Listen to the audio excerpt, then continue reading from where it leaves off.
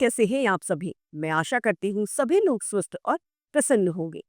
आज हम हमारा पाठ बूंद कहाँ से आई को पढ़ेंगे और समझेंगे। तो आइए शुरू करते हैं इस पाठ को।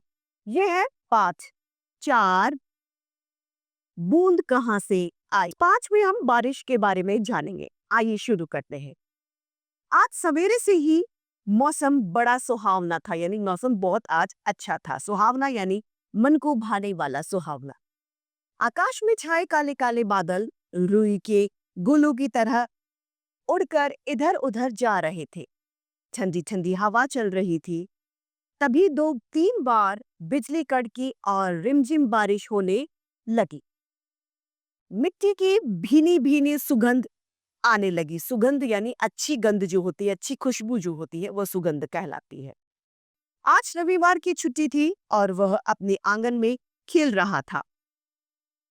रवि अपनी बालकनी में आकर खड़ा हो गया और बारिश की बूंदों को देखने लग गया।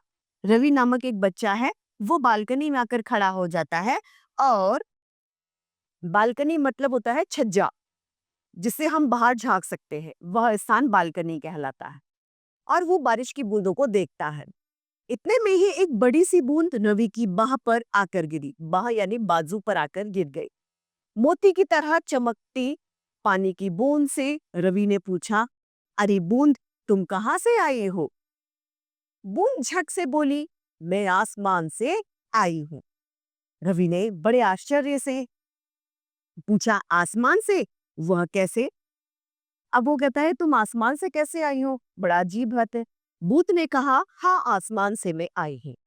वही तो मेरा घर है, बादल मेरा जहाज है, उसी में बैठकर मैं आसमान में घूमा करती हूँ। ये बात कौन कह रहा है? बूंद कह रही है। फिर रवि मैदान में आ गया और बूंद से पूछा, लेकिन तुम जल यानी पानी से बनी हो और जल तो धरती पर होता है, आखिर तुम्हें आसमान में कौन पहुंचाता है? अब ये बच्चा कहता है कि तुम आखिर आसमान में कैसे पहुंचती हो? उसका कारण क्या है? तुम किस तरीके से आसमान में जाती हो? बूंद ने बताया, जब धरती पर गर्मी पड़ती है तो समुद्र यानी सागर जो है, उनका पानी भाप बनकर ऊपर उड़ जाता है। उष्म उष्म गर्म हो जाता है और एक भाप बनती है। भाप बनकर पानी ऊपर उड़ता है। वही भाप आसमान में एकत्र यानी इकट्ठा होकर बादलों में बदल जाती है। इन बादलों में हम बूंदे ही तो होती है, यानी अब बादल में क्या होती है? बूंद। बूंद कैसे आई?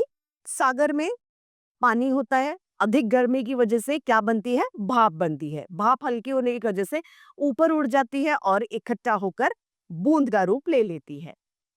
हवा के साथ बादल इधर उधर उड़ते रहते हैं और उनके साथ साथ हम भी आसमान की सैर करते रहते हैं। बादल जैसे ही किसी ठंडी जगह पर पहुंचते हैं, हम ठंड से सिकुड़कर पास पास आने लगते हैं। बूंदे हम सबके मन हम सबके मिल जाने से हमारा वजन भारी हो जाता है और फिर हम टप टप करके नीचे गिरने लगते हैं। इसी को ही बारिश कहते हैं। तो इस तरीके से बारिश होती है। बूंद ने पूरी बात बता दी बच्चे को कि किस तरीके से बारिश होती है। बूंद की कहानी सुनकर रवि को बहुत मजा आया। उसने पूछा, इतनी ऊंचाई पर तो तुम्हें बहुत अच्छा लगता होगा। बूंद बोली, अच्छा तो लगता है, लेकिन ऊपर सर्दी बहुत लगती है। वहां हम सब बूंदे पास पास बैठते हैं। रवि ने पूछा, अच्छा ये बताओ, अब तुम सारी बूंदे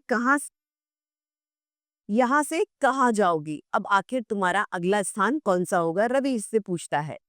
बूंद ने हंसकर कहा, इतना भी नहीं जानते, अब हम पानी में बदल गए। यहाँ से बहकर हम तालाबों, नहरों, झीलों, नदियों में जाएंगे। फसलों की सिंचाई करेंगे, यानी फसलों में जो पानी लगाया जाता है उसे सिंचाई करना कहा जाता है। बांधों में जाकर बिजली बनाएंगे और हमें सांस कर पीने के काम में लाया जाएगा। उसके बाद भी जो पानी बचेगा वह समुद्र में पहुंच जाएगा। यही हमारा जीवन चक्र है। तो इस तरीके से बूंद ने रवि को सारी कहानी सुनाई, किस तरीके से वर्षा होती है, किस तरीके से हम नीचे आ जाते हैं और फिर हमारा क्या होता है। तो इसी के साथ हमारा ये पाठ समाप्त होता है और उम्मीद करती हूँ आप सभी को ये समझ में आया होगा। आज के लिए इतना ही, फिर मिलते हैं। धन्यवाद।